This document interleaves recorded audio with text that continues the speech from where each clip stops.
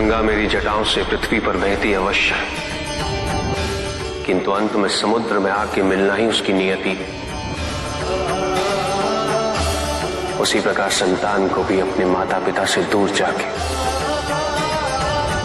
अपने लक्ष्य को प्राप्त करना होता है। के बिना जो भी प्राप्त होता है वो शुभ नहीं होता, वो सत्य नहीं होता। किसी भी व्यक्ति की उन्नति उसकी सहजता से प्रत्यक्ष होती है, ना कि उसके अहंकार से। अहंकार हमें स्वयं की दृष्टि में बड़ा अवश्य बना देता, किंतु दूसरे की दृष्टि में हमारा ओछापन प्रतीत होता है। हमारे व्यक्तित्व के दोष, उसकी अपरिपक्वता का प्रतीक है यह अहंकार। शक्तिशाली हो जाने का अर्थ ये नहीं कि तुम अपने उत्तरदायित्व से मुक्त हो गए हो। शक्तियों में वृद्धि के साथ उत्तरदायित्व और भी बढ़ जाता है। यदि हम अपनी अपेक्षाओं पर नियंत्रण पालें, किसी और के सुख से अपने सुख की तुलना ना करें, तो हम किसी भी परिस्थिति में सुखी रह सकते हैं। संसार में सबसे शक्तिशाली अस्त्र है प्रेम, धैर्य, करुणा, क्षमा। किंतु ये आज का ही सत्य नहीं,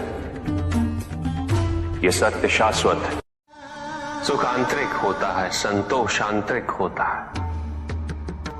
उन्हें बाहरी तत्वों से रेखांकित और परिभाषित नहीं किया जा सकता, आकार से नहीं पाया जा सकता।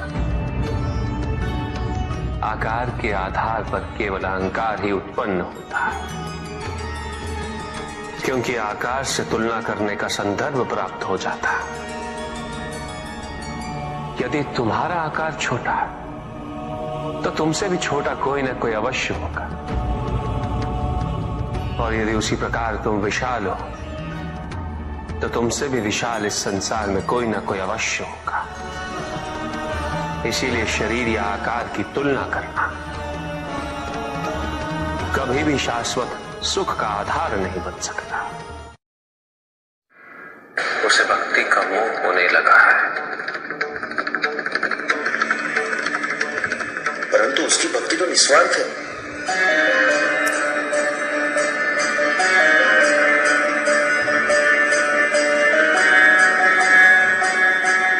अवश्य गणेश, पुष्पदंत ने भक्ति के माध्यम से आज तक अपने लिए कोई कामना नहीं की। किसी भी प्रकार का लोभ नहीं है उसे, महत्वाकांक्षी भी नहीं है वो।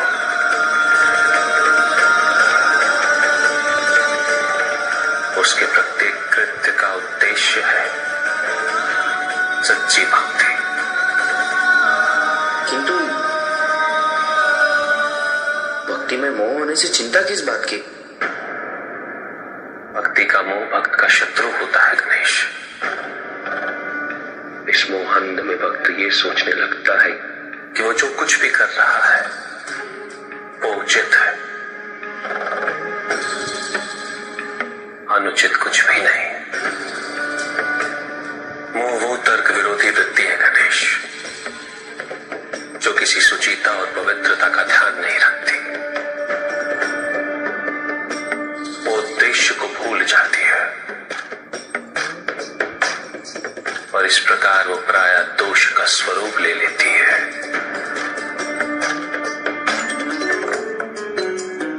भक्त को सांसारिकता की ओर ले जाती है, और सांसारिकता का आधिक्य बड़े से बड़े भक्त को तारकासुर, रावण और कुबेर में परिवर्तित कर देता है।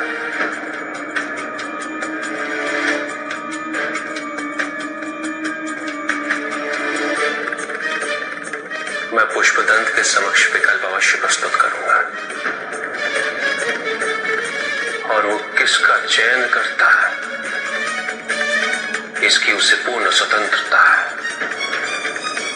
और यही निर्धारित करेगा उसकी नियति। भक्ति का मोह व्यक्ति से उसका विवेक छीन लेता है गणेश, उसकी संवेदना को भी छीन लेता है, और ऐसे में भक्त केवल विधियों में उलझ जाता है। निष्ठा छूटने लगती है और व्यक्ति आधिक्य को ही भक्ति समझने लगता है। भक्त स्वयं को आराध्य का अभिभावक समझने लगता है। उसे स्वयं ये भ्रम होने लगता है कि पूजा का अधिकार केवल उसे ही है। और यही पुष्पदंत ने भी किया है। ये भक्ति नहीं है पुष्पदंत, ये भक्ति का मोह है। और जहां मोह होता है वहां भक्ति वास नहीं कर सकती, क्योंकि भक्ति का मार्ग तो मुक्ति का मार्ग है और मोह का मार्ग बंधन। आप मेरी भक्ति को नहीं समझ पाएंगे। भक्ति की महिमा अधिकार में नहीं, समर्पण में होती है। जब तुमने स्वयं राजा के समक्ष पुष्प अर्पित किया था, उसमें तो केवल तुम्हारा समर्पण भाव था। तुम्हारे मन में ये संपूर्ण विश्वास था कि तुम्हारे आराध्य तुम्हारी रक्षा अवश्य करेंगे,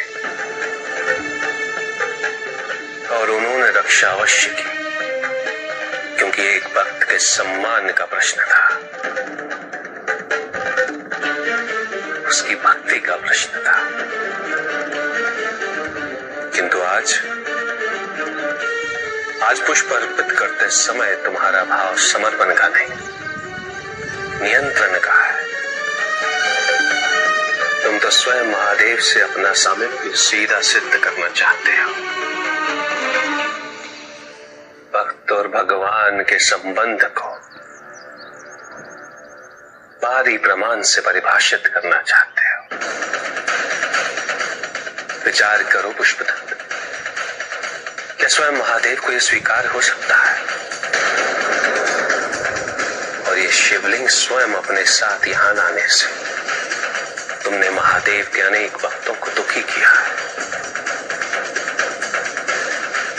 यदि स्वयं महादेव का एक भक्त अन्य भक्तों के दुख का कारण बने, तो क्या महादेव स्वयं उससे प्रसन्न हो सकते हैं?